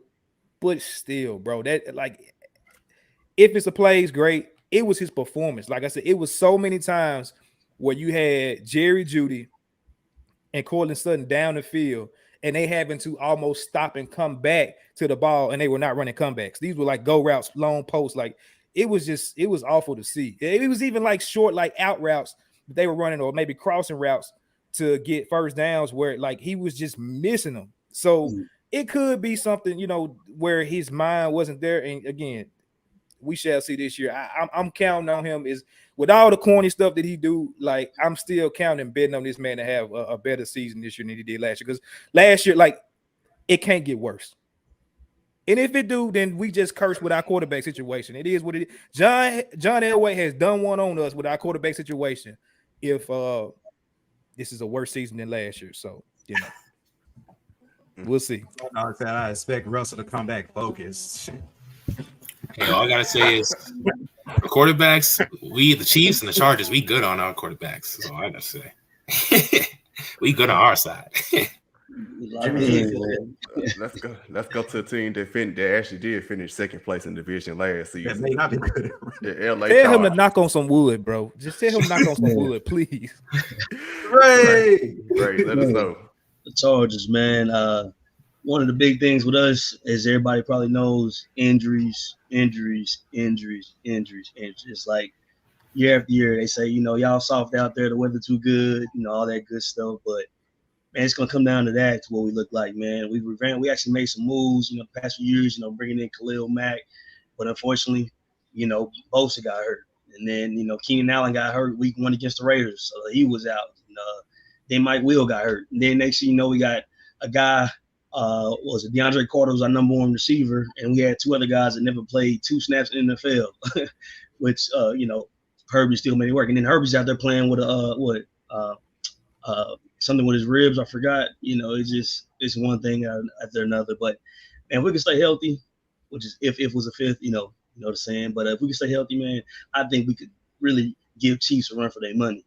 But it's like, man, between being healthy and then just missing tackles. Tackling was terrible past few years. I don't know if y'all remember that epic overtime against the Chiefs where slow Travis Kelce just ran up the middle and just made everybody miss, which actually the main guy missed, actually y'all picked him up, Drew Tranquil, by the way. So I have fun with that, which he's pretty good, man, but he does miss a lot of tackles. I like the Quentin Johnson pickup. It's growing on me a little bit. I'm not going to lie, I wasn't the biggest fan on it because he was good in college, but I feel like he caught the ball out with his chest. He wasn't a go up and grab it type dude. And I feel like a lot of games in the past season, he just kind of disappeared a little bit against not so many good conference teams. But he's growing on me. He's been looking good in practice. So he's a real big yak guy, and that's somebody we need. Mike Wills, a go up there and grab it type guy. Keenan Allen, he's just a route slayer. He ain't gonna get no yak, but he gonna get open. You know what I'm saying? People still kind of sleep on him. I still say he's one of the most underrated receivers in the league for the past 5 years. He gonna make it work, man. We finally revamped our line. Rayshon Slater, he got hurt, but he's back looking good. We found a gem in Jameis Slayer. He was on that Georgia team. They won the national championship. Got him in the 7th round. When our guards ended up hurting last year, we sliding him in to start. Man, did great. Had one of the best numbers grading against all the rookies across the lot. So I'm excited this year, man. I can't wait. I'm just hoping to get healthy. And more importantly, we got Joe out because I was getting irritated with all them slants and stop and go routes the whole season. We not throwing the ball over past 15 yards when you got Justin Herbert back there. So that was I think he went to the Broncos or somebody. So have fun with that. But yeah, so we got Kellen Moore now. So you see he got the Cowboys and Dak out there putting numbers up, and that's one thing we could never do. We could never put points in his zone because of play calling, man. It frustrated me a lot. We send the screens to Keenan Allen like he runs 4-3. We send the screens to Mike Will, and it just wasn't favorable with that type of player. So with Quentin Johnson, we got some speed in there, some yak in there. So that's really good. And then Kellen Moore bringing in a more explosive offense. I've been loving the downfield passing since training camp starting so far because I know y'all remember the infamous Jags game in the playoffs where, blew the 24 point lead. I got an interesting stat, a picture actually. We actually didn't throw a pass over 15 yards the whole game, which is kind of crazy to stay out there. And let me see, Austin Eckler issue with contract, it ended up working out for another year, so we'll see what we do about that. But Austin gonna do what he do. He's one of the strongest guys in the league. He's a little guy, but he's heckin' hard to take down, strong. We need somebody back behind him to step up. So we got a few guys and Justin Kelly and another guy named Roundtree that they're not no standout guys, but they serviceable. But these days, you kind of don't have to have a big name to win. Apparently, you just kind of play the shuffle game at the back and then go from there. Defensive wise, let me get back to that. We got Derwin James. We had a guy retire last year, Nazir Adderley, the other safety on the side of Derwin, which he was all right. He wasn't too bad, but he wasn't like a standout type guy. I am going to miss Drew Quill a little bit, but we got Eric Kendrick, so that's a better version of him, a little older, but he's gonna make that tackle for sure. That's really big because linebacker and run stopping has been real terrible for us the past few seasons. But Joey's back healthy. Another reason why he said he's been hurt a lot because he actually dropped a lot of weight because they had him doing some drop back coverages, which I don't know why. Wasn't a fan of that, but now he put on another 20 pounds or so to get back to his normal brute strength and get to that pass rushing. So Khalil Mack and Bosa together, they trouble that. I know the Raiders fan in there that first game of the season last year. Mack had 3 sacks. It's crazy, you know what I'm saying? I think he had 3 or 4 sacks. But Mack still got it. He's a little older, but he still has it. We got Sebastian Day, Joseph in the middle too, not too bad. He's not like a guy's gonna give you a lot of flashy numbers, but it's not about the numbers sometimes. It's about what you do, making the presence for the linebacker easy for to shoot them gaps and not getting held up by the guard or the tackle. So it's not all about your numbers. So he plugging the hole a little bit, making things easier. So I'm happy to see him out there. And then Kendricks, and we're gonna see what Sante Samuels Jr. do this year too, man. He stepped it up quite a few. He's not the best tackler, but he's a physical short guy. Good on coverage. He's getting smarter, getting better every year. Man, J.C. Jackson, man, that's the big question mark right there too. If he can come back and just give us a glimpse of what he did in New England, that would be perfect. But injuries once again, and he actually got hurt the other day in practice and hobbled off the field. So I don't know, we'll see. But last year he finished 10-7. If Kellen Moore can do his thing, we can take that number 1 spot. I can see us taking at least 12, 13 games. For sure, especially with the schedule we have. I think our hardest opponents are Miami, and then obviously divisional. You can never just count those as dubs unless you KC, because apparently y'all just been kicking our ass if we just being honest. But yeah, that's a little rough. Short draft of what we got going this year with the Chargers, man. Just staying healthy. That's the big question mark. So I guess I kick off the questions. So the Chargers are known to charger themselves, right? Y'all last year blow the 28-12 that lead was against 24-0. The season before that, blew the game against the Chiefs that y'all had won. Then the last game against the Raiders, y'all could have ended in the tie, and y'all doing some crazy stuff, and the Raiders ended up winning. Back when Marty Schottenheimer was the coach, y'all won 14-2 and then lost y'all first playoff game. Like every year, it seems like y'all always have a team that can win the Super Bowl, but then y'all charging yourselves. So what can y'all do? Talent, man. We just can't never just get over that hump.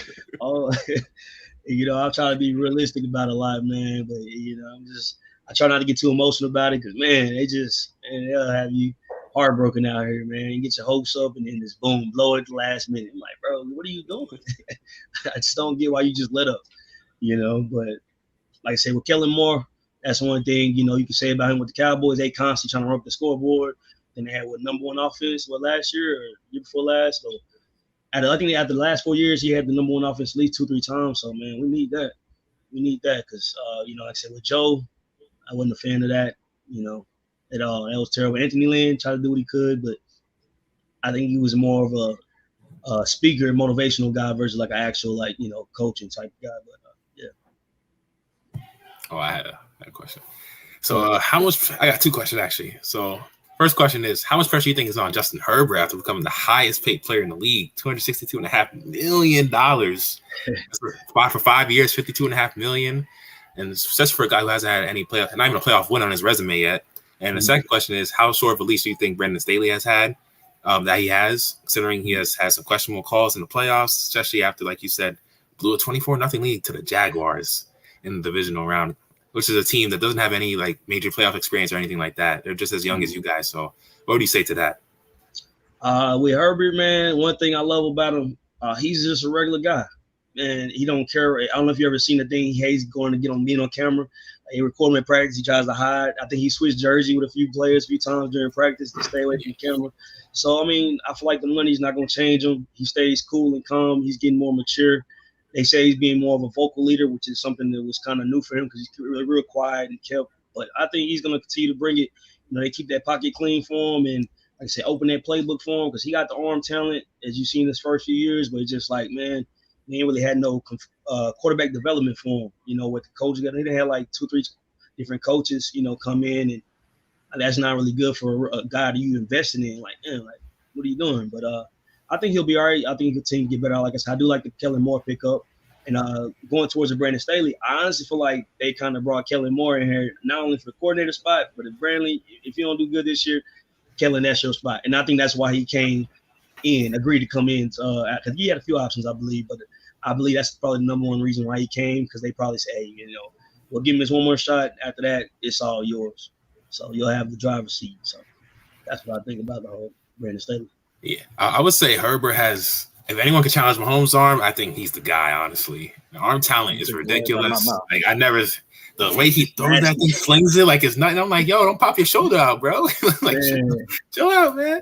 And then your Chargers, I think if you guys stay healthy, you guys are the team I'm afraid of in the AFC West. To like, you guys stay healthy, I think you guys could. You're the only team. Sorry, Broncos. Sorry, Raiders. Sorry, I don't mean to rain on your parade, but I think you guys have the talent and the roster. If you put it all together and stay healthy, they're the only team I fear in the AFC West. Yeah, the Chiefs and Chargers have had their battles, man. Ironically, I was at that game in Arrowhead when we won with the 2-point conversion with Mike Will in the end zone. Oh, that was crazy. It was like 10 degrees out there, cold as hell, and like I wasn't expecting us to come back. And he caught the touchdown and the 2-point conversion wide open. Oh man, that was crazy.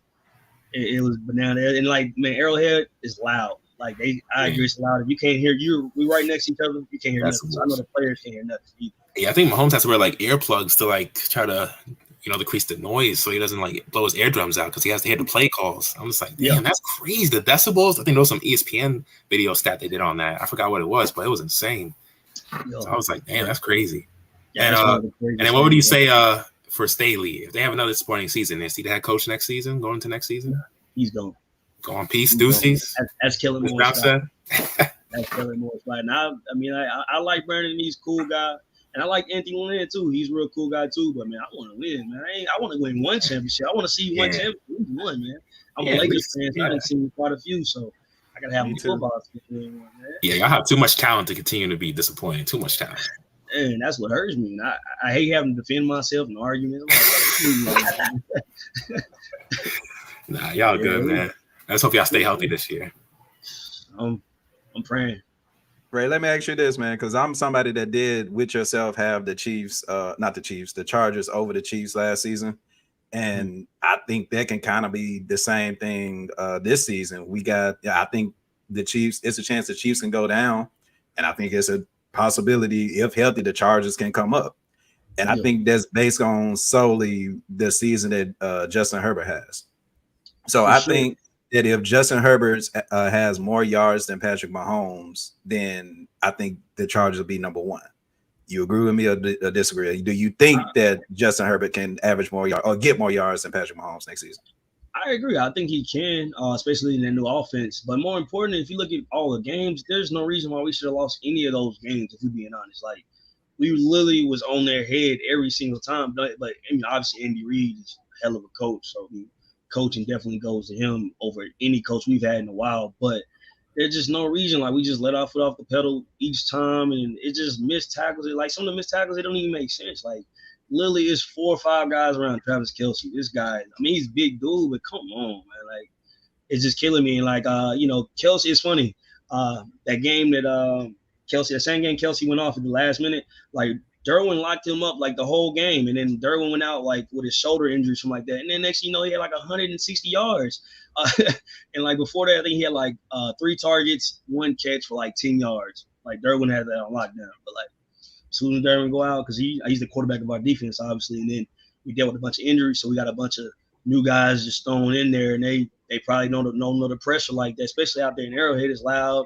They don't know what's going on. But it's really no excuse why we should have lost almost all the games we played against Chiefs the past 6-7 times, honestly. There's no reason. If you just go back and watch it, like, you just like, how did y'all do this? Like, bro, like I said, Chargers going Chargers, which I kind of say the same thing about the Raiders, by the way. Raiders going Raider. You just throw the sparks out there, with the whole quarterback situation.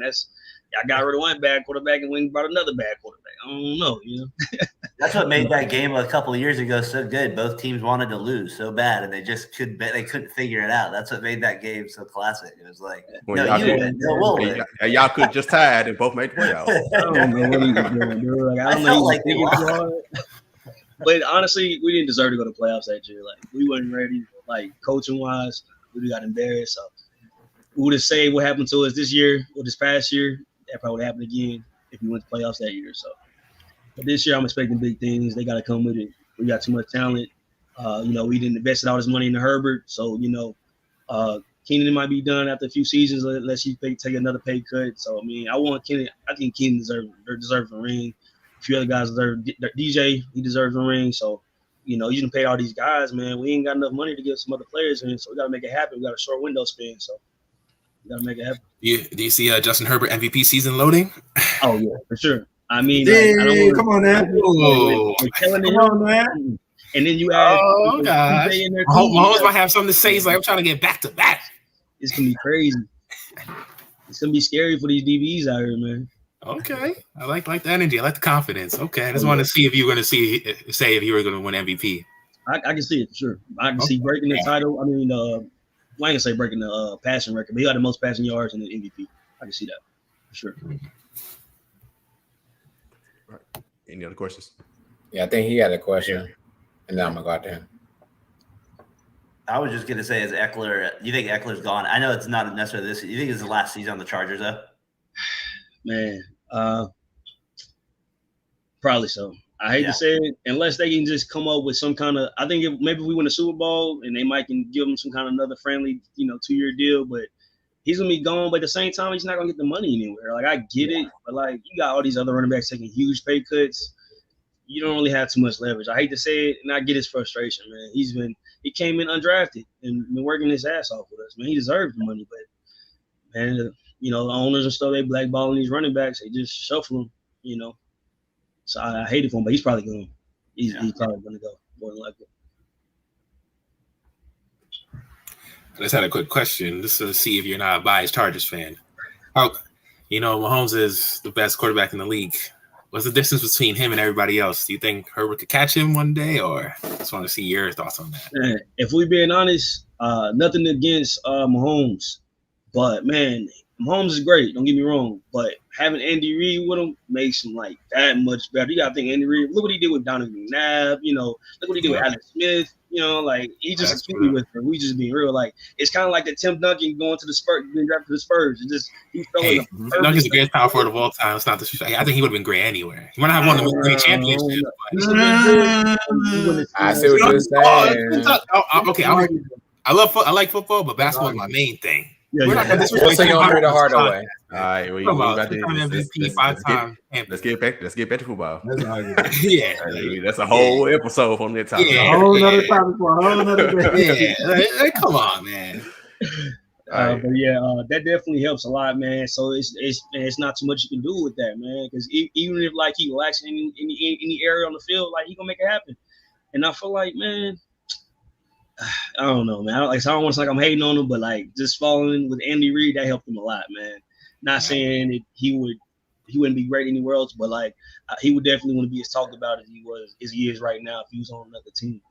Because Andy Reid is that he's that GOAT coach. Everybody loves to say Bill Belichick and all that, but Andy Reid, man, he's a game changer. I'm shocked to hear that. Wow. So we're not saying Bill Belichick's the greatest coach of all time. Wow, okay. Or Bill Parcells. Yeah, that's shocking. Oh, I mean, Bill's up there too, but man, I mean, I had to like sit back and just really look at the work, but I'm gonna throw Andy Reid out there just what he's done with what he's been given, Respect. Speaking of Bills, and I really don't care about the Buffalo Bills. Kellen Moore is someone that I'm gonna miss as a Cowboys fan.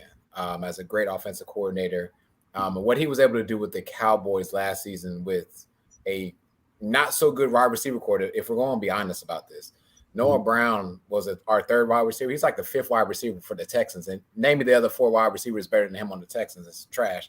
But anyways, I don't believe the Chargers get enough respect for their wide receivers. So where would you rank this wide receiver? I would call it a trio now, right?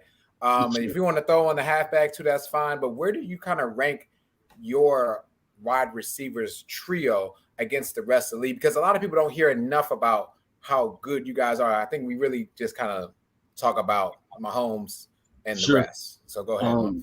I'm gonna throw some of our other receivers in there too. I'm just, I gotta give them credit too, because like when Keenan and Mike was out, DeAndre Carter stepped up, man. Herbie made him look good out there. Joshua Palmer from Tennessee. I don't know if y'all remember him. Man, he's on my fantasy team. Oh yeah, he was on my fantasy team last year. I know about him. Yeah, he put up a few 100-yard games when nobody was there. So like, man, that's good to know your other third and fourth and fifth receivers can step up when you need to. So like, that means when Keenan and Mike's getting double teamed, like Quentin Johnston, you ain't going to worry about nothing. So like, you come out there and do what you do, man, it's gonna be butter. It's gonna be some numbers, some crazy numbers being thrown out there. But I got sidetracked. But yeah, our receiver room, man, it's nice. Like I said, I was on the fence with Quinn a little bit, so I don't want to speak too soon on him. I want to see what he does. First few games of the season. Because like I said, I really wanted what's old buddy. He went to the Zay Flowers. I wanted the route runner, man. I feel like that'd be nice with Keenan and them, but that's nice with Odell though, But I don't what the potential what Quentin brings. We got the, I don't want to say top because I like the Chase and what is it out there in Bengals. I like that group. I say they're number one if I'm not being biased. But we number two. I say we're number two with potential to be number one. As a whole group, I think we could be number one. But if you go by trio, number two, we'll be number two. Any other questions? Cool. Let's get to the last part of the show. The fun stuff. AFC West predictions. So let's see where everybody got the teams ranked. Let's start with Darren. We'll start from the bottom. Darren, Chris, Ray, back up to the top. DJ, Sheedy, Took, then me. What's y'all order in the AFC West? I feel like every time you like Darren Raiders bottom, I feel like that's a common theme today. That's man. I got my order. Raiders. Oh man, I'm gonna go Chiefs, Chargers, Broncos, Raiders. I'm gonna go number one. I'm gonna go Chargers number one this year. I think Chargers take the division this year. I think they push the Chiefs a little bit more this year. I think I go Chiefs number two. I go Chiefs 2. I'm gonna go Broncos 3, and I'm gonna take my Raiders 4. I want to go over your Broncos. That's how you know he's a non-biased fan. I just can't take it. I don't trust my team enough to do it, and they have to prove to me at this point. After 20 years, you're talking about your quarterback play. It's cracking. It's the same thing. So that's my prediction for I do like the Chargers though, kind of beating out the Chiefs this year. I think they're still going to make the playoffs, the Chiefs, but I think the Chargers take it this year. Yeah, Ryan Harris has the same prediction as me. Chiefs, Chargers, Broncos, Raiders. Man, y'all got me messed up, man. Chargers number one. I'm gonna give y'all number one. Broncos 2, Chiefs 3rd, Raiders second. We got bonus. Like you got the Chiefs off in the 3? I do, bro. Like you talking about their receiving situation. Like they got plans. What they did last year, losing, but man, I ain't worried about the Chiefs. I really think they're gonna drop this year. So yeah, get out of here. If y'all can be hard on us for having a down when year, we get halfway through the season, man, I want to come back to this. Let's do it. Hey, DM me. We can chop it up. Can I ask a follow-up question? Do you say the Chiefs still make the playoffs as the third seed in the AFC West? Something may happen, man. You just never know. So I'm just gonna keep my mouth closed. Oh damn! What? Yo, I didn't even need to make a blooper reel, Parrish. Hey, bro, we gotta bring some spice to the podcast. I can't agree everything y'all saying. Goddamn. Yo, my God, really said the Broncos at 2. Yeah, really. Oh, okay. Let's just hope Wilson's not too busy with Sierra, man. That's old, bro. That's old. That's last year's stuff. Okay. All right. I'm gonna go ahead and put the Chargers 1, Chiefs 2, Broncos, Raiders. But I will say I think the Broncos and the Raiders will take a leap this year. I think Russell will get it together this year, and that's pretty much that was their own, weakness pretty much. Coaching was a little shaky too, but they'll get that together too. And I think Raiders, I don't know about the quarterback situation, but I like all the moves they made outside of the quarterback. Like, man, my buddy from Texas Tech, that was a good move. Him and Max Crosby, they're gonna do some damage. I think the division as a whole will be what we thought it was last year, this year. So I can see 3 teams going to the playoffs for sure. Ryan Harris said that Denver weed is amazing. Like Stephen A. Smith said, "Stay off the weed." I have heard. I don't indulge, but I heard it's crazy up there. So, but just keeping it 100, y'all. I try to be objective and unbiased with stuff. Like for real, I really try to. But like with this one, just looking at the games played, like I know a lot of people don't watch Bronco games, especially how bad they got last year. But like the pieces that they got, bro, like. Sheedy said it best. You're talking about a couple of plays just going different and the quarterback situation just being a little bit better. We're talking about a whole different season, bro. So, like, I know the politically correct answer is Chiefs Chargers 1-2. I get that, but like, I'm rolling with my guys, so it is what it is, man. Y'all feel how y'all feel. Hey, that Denver weed might be crazy, but ain't nothing about California weed though. I heard that weed is different. I don't smoke at all, but I heard that California weed is different, man. I don't know if you. Yeah, California is a different world, man. Different galaxy. Normally I go last, but Tuke and Sheedy, I'm going to interject here because I got a different order as well. The Chiefs are still number 1, but I do have the Broncos ahead of the Chargers at 2, the Chargers at 3. With all 3 teams potentially making the playoffs. I think all 3 teams going to be 10-7 and above. The reason why the Chargers always charging themselves at some point, they do it every single year. At some point, I predicted before the playoffs this year, and not in the playoffs. They always find a way. And I'm a big believer in Sean Payton. I really believe he's gonna turn. If, like Chris said, Russell Wilson is just even average, they take a significant step with their defense. So I gotta say the Broncos are second because the Chargers are gonna find it. They're gonna charge themselves at some point. I got a quick question. Do y'all think the Chargers should have chose Sean Payton over Kellen Moore? When he agreed to be the offensive coordinator, it's the real question. Well, like as far as like, all right, we would have made him fired. Fired Brandon, made him definitely. Yeah, definitely. Oh, I guess this is where I go now. Until I see otherwise, something about this Patrick Mahomes guy is still gonna make me give them the number 1 seed in the AFC West. Now, the weed that's being smoked on this podcast is there's only 7 teams that make it to the AFC playoffs, and y'all telling me almost half the teams gonna come from this conference. And we just did the AFCs. Now we're not gonna talk about the Patriots, but there's 3 teams that can make it from there, and we still ain't talking about the AFC North yet. Sorry about the AFC South. There's only 1. But back to what we're talking about here. I have the Raiders 4. You thought I was going to say Raiders 2nd? I'm sorry, Darren. I'm not. I thought. I think we all agree the Raiders going to be dead last. Yeah, I think we can until Jim Brown, Tim Brown, and Jerry Rice come back. It's over with for that. But at number 2, I am going to take the Broncos. It's Sean Payton. It's Russell Wilson. It's 10 games by 1 possession. 10. And that defense, whether or not their coordinator is there or not, unless they change that scheme completely, and they may, they still got some dogs back there, ball hawking and taking care of some business. So I have the Broncos at 2, and the point that's been made, Chargers are going to charge. They're going to charge you credit, debit. It don't even matter, EBT. It doesn't even matter to me. But something is going to happen with the Chargers this upcoming season. Why? I tell you. Because y'all got Kellen Moore, and he came from the Dallas Cowboys. That's why.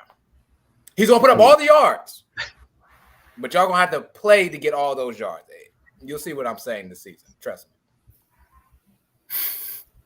me. Oh, my God. Give me the Chargers, because I think what should have happened last year is going to happen this year. Chargers ain't going to be crazy and getting unhealthy and all that shit.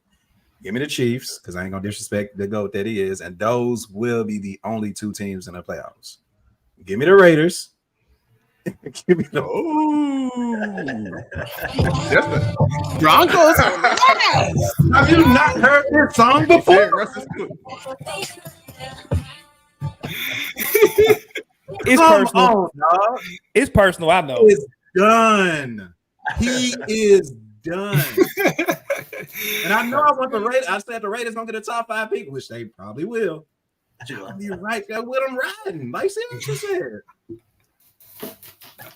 He is done. Y'all got Sean Payton old ass trying to reincarnate Drew Brees Jr. old ass with the Russell Wilson old ass. No. Nah, dog. Nah. All right, that's it though. That's it. Sean Payton, Sean Payton ain't 60 years old yet. Nah, dog. Sean Payton still ain't even 60 yet. He gonna be 60 next week. He ain't that old. What's up, Sean Payton age? He's 59, yeah. He I would say it's some old coaches in the NFL. He's still not that old. But the better ones are young. Outside of Andy. You got Brandon Staley that you expect to win division. So and he'll be gone by next year. Come on, now if they win the division, not they win the division. Get on your 2 feet now. You guys gotta win the division, rain, man. We're going for that rain. It's time, man. Somebody get it's married. Time for the Chargers to put it together, man. It's time. It's time. Somebody, Brandon Staley we're got going. married. I'm with you, Ray. We're going all in. I'm with you. Oh man, no, this was fun, y'all. This was Get this win or no ride tonight is wild. He riding too much. That's what I'm saying. That's what I'm saying. That's what I need y'all to do. She not riding enough. Okay. All right. I'm about to. We got Chris really have the Chiefs third, man. That's crazy. I'm gonna have y'all turn y'all time cards. I wasn't gonna disrespect the Chiefs like that. I can't do that. I can't do that. I can already disrespect and put them in second. I ain't gonna do it like that. Third is crazy, Chris. I want to know what you on, like for real. Everybody is talking about me, and this man said the Raiders gonna be better than us. Like, come on, bro. Like, what are we talking about? I expect Jimmy G to play. I expect Jimmy G to play better than Russell Wilson. Okay. That's actually not that far fetched, but exactly. That's what I'm trying to get y'all to understand. That's not that far fetched, but yeah, okay. I got you. But as we always say with the show, I guess y'all let everybody know to follow you. Start with DJ, then go down to Darren, Chris, and Ray. So DJ, let the folks know where to follow you and your stuff. Hey, what's up, everyone? I'm DJ Hamilton, multimedia talent of DJ Sports Show. I do video editing for my YouTube channel, DJ Sports Show. I do blogs on all things sports, DJSportsShow.com. Become a member; it's free. I do NFL, NBA, soccer, you name it. Over the years, I reach places from Italy, China, Canada, and so forth. Follow my podcast, DJ Sports Shows, on Spotify. I recently got on Amazon Music as well, Google Podcasts, Apple Podcasts, and so forth, wherever you get your podcasts. And follow me on Twitter and Instagram, same handle, DJ Hamilton23, as you see on the screen. And continue to shout out to anybody who likes sports. What's up? Yeah, you can follow me over at Fatboy Fadeaway Sports. Over at Twitter there. That's the only social media account I got out there. We do a lot of we do usually shows on Sunday morning. Yeah, the X. Sorry, I forgot Xbox. We got to there. So we got that on Sunday mornings, 8 a.m. We usually do our shows. We'll do some other random kind of shows during the week. But yeah, I appreciate you guys having me on your platform. It was a lot of fun. Yeah, Chris Ingram, host of the No Bluffing podcast with Bluff City Media, contributor over there. But we on break right now with No Bluffing. It's a Memphis Grizzlies podcast. So if y'all want to tap into that, we try to keep it raw and real. We don't try to just talk about numbers all day. We try to keep it honest over there, man. Let's be real, just like y'all. So I appreciate y'all, letting us on today for show, talking sports, talking football, and man, we're gonna have to revisit this. In the DM at least, when the season is over, man. So, but it was a pleasure, y'all. I appreciate it. Yeah, Ray, man, I do drone photography, videography, camera. I do sports photography as well. Sports photography. I don't have a platform like that, but Air Visions. If you want to check out some of my work, I appreciate y'all having me out, fellas. It's fun. Love talking football, play football, man. So you say we got to revisit this soon with the DMs or just give a call or something, just talk after a few games or something like that. Chop it up, man. My guy, I got you, bro. But we just need to acknowledge Mike not being able to read real quick. What do you say? It literally says no. Bluff. No, he said that. No, he said that on purpose. He said that. He said that on purpose. I gotta get Mike, that's a homie, man. Oh man. But it's all appreciate y'all. Well, yeah, definitely appreciate y'all coming out. This is like I said, fun. This was you're definitely going to revisit some things later on throughout the season, which I do. Yeah, I gotta revisit Chris with that prediction, man. That's crazy. But as always, y'all know y'all can follow us on the X or Twitter, whichever one still is. TikTok. I'm still calling it Twitter. TikTok as well, IG and Facebook at LBR_media. Also subscribe, notify, hit the notification button on YouTube and Let's Be Real Media, and y'all get listen to all these episodes live or after we're on video, or go to any other 11 different podcast platforms for audio needs. Here, Let's Be Real Sports as well. Check out our other podcasts on Network 3, the Hardaway podcast. They'll be returning this week with NBA basketball with two gentlemen right next to me, with Took Sheedy and also Savage, as well as Gene's Report, as he's been kind of digesting the new movies that has come out. So you're a big movie guy, a big wrestling guy, and he's also basketball and football as well, but he kind of dives into a little bit of everything. So shout out to our guy Derek Jeans at the Jeans Report. As well, I'll also support us by signing up for our sponsor at BetStamp at signup.com/LBR. And as always, follow me on X/Twitter at the1DAONE_P Shark. I told y'all how to handle this. Follow me on the app formerly known as Twitter at Tab Shakir, man. Thank y'all for joining. Thank y'all for ganging up with us. Hey man, it was fun, man.